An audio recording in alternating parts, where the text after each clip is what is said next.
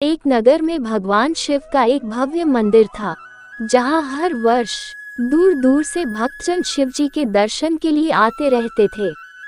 वैरागी बने तो जग छूटे, सन्यासी बने तो छूटे तन, महाकाल से प्रेम हो जाए तो छूटे आत्मा के सब बंधन।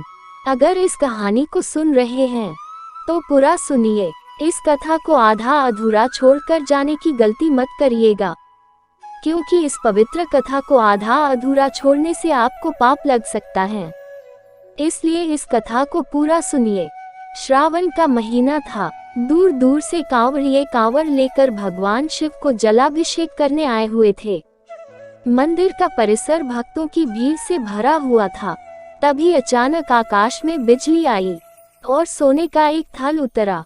उसी के साथ एक भविष्यवाणी हुई कि जो कोई भगवान शंकर का सच्चा भक्त और प्रेमी होगा, उसी को ये थाल मिलेगा। मंदिर के परिसर में उपस्थित सभी लोगों ने ये भविष्यवाणी सुनी। धीरे धीरे सभी इकट्ठे हो गए। जो लोग मंदिर की व्यवस्था देखते थे, उन्हें तो पूरा विश्वास था कि यह थाल हमें मिलेगा, इसलिए वे सबसे आगे जाकर खड़े हो गए। सबसे पहले एक पंडित जी आए और बोले, देखिए, मैं प्रतिदिन महादेव का अभिषेक करता हूँ, अतः मैं ही भोलेनाथ का सबसे निकटवर्ती प्रेमी और भक्त हूँ, इसलिए थाल मुझे मिलना चाहिए। इतना कहकर पंडित जी ने थाल उठाया। जैसे ही पंडित जी ने थाल उठाया, थाल पीतल का हो गया। ये देखकर पंडित जी बड़े लज्जित हुए। उन्होंने थाल उसी स्थान पर रखा और वहाँ से निकल गए।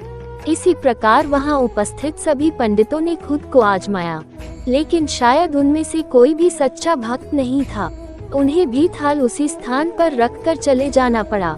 इसके बाद उस नगर के राजा का आगमन हुआ।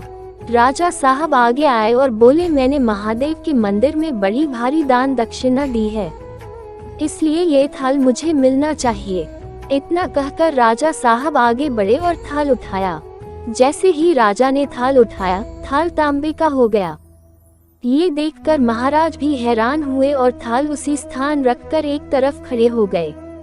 इसके बाद इसी तरह एक से बढ़कर एक दानी महात्मा और भक्त पधारे और थाल उठाया, लेकिन किसी के हाथ में कुछ और किसी के हाथ में कुछ हो गया, लेकिन सोने का नहीं रहा। तब लोगों को पता चला कि हम में से कोई भी महादेव का सच्चा भक्त नहीं है। उसी समय एक किसान का आगमन हुआ। वो बेचारा महीनों बाद आज चातुर्मास के सोमवार के शुभ अवसर पर शिव जी के दर्शन करने आया था। गरीबी और गृहस्थी के बोझ तले दबा दिन रात खेतों में मेहनत मजदूरी करके अपना और अपने परिवार का गुजारा करता था। अभी रास्ते में आ ही रहा था कि कोई भिखारी मिल गया और कुछ खाने को मांगने लगा। इस किसान को दया आ गई। अपने खाने के लिए जो खाना लाया था, वो उसने उस भिखारी को दे दिया। थाल के बारे में इसने भी सुना था, लेकिन इसने उसके ओर कोई ध्यान ही नहीं दिया। सीधा मंदिर में गया और महादेव का पूजन करके बाहर आ गया। परिक्रमा करके जाने को हुआ।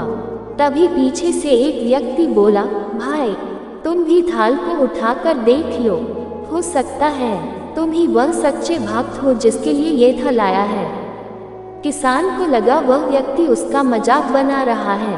किसान ने हंसते हुए कहा, भाई, मैं तो कभी कोई पूजा पाठ भी नहीं करता, महीनों ने एक आध बार मंदिर आ पाता हूँ, मैं काय का सच्चा भक्त। वो अजनबी बोला, भाई, हम तो देख चुके हैं, हमारी भक्ति तो 2 कौड़ी की भी नहीं है। अब तुम भी अपना हाथ लगाकर देख लो, सोने का थाल मिले ना मिले, किंतु पता चल जाएगा कि तुम्हारी भक्ति में कितनी सच्चाई है। लोगों के बहुत आग्रह करने पर आखिर उस भोले भाले किसान ने जाकर थाल उठा ही लिया। जैसे ही उसने थाल उठाया, लोगों के आश्चर्य का ठिकाना नहीं रहा। सोने का थाल रोशनी से चमचमाने लगा। ये देख सब लोगों में खुशियों की लहर दौड़ गई।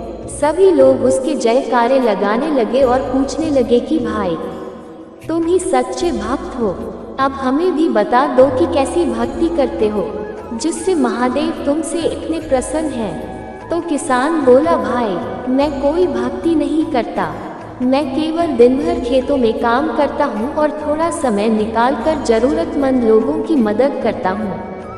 इसके अलावा मैं कोई विशेष कार्य नहीं करता। लोग पूछने लगे, तुम लोगों की मदद क्यों करते हो? हंसते हुए किसान बोला, सुकून। दूसरों के चेहरे पर मुस्कान देखकर मुझे जो आनंद और खुशी होती है उसे मैं शब्दों में बयां नहीं कर सकता। शायद यही कारण है कि महादेव मुझसे खुश हैं। इसलिए हमेशा याद रखें, सत्कर्म का आरंभ भी आनंद से होता है और अंत भी आनंददायक होता है। दुष्कर्म का आरंभ भी दुख से होता है और अंत भी दुखदायक होता है। आप सैकड़ों मील की यात्रा करके भी दूसरों का दिल दुखाते हैं तो आपकी वह तपस्या, साधना और महादेव का दर्शन धूल के बराबर है। धन्यवाद। ये कहानी यहीं पर खत्म होती है। अगर आप शिव का भक्त हैं तो चैनल को सब्सक्राइब कर लीजिए। क्योंकि आप शिव भक्त हैं तो शिव का अनादर न करें और कमेंट में हर हर महादेव जरूर लिखें।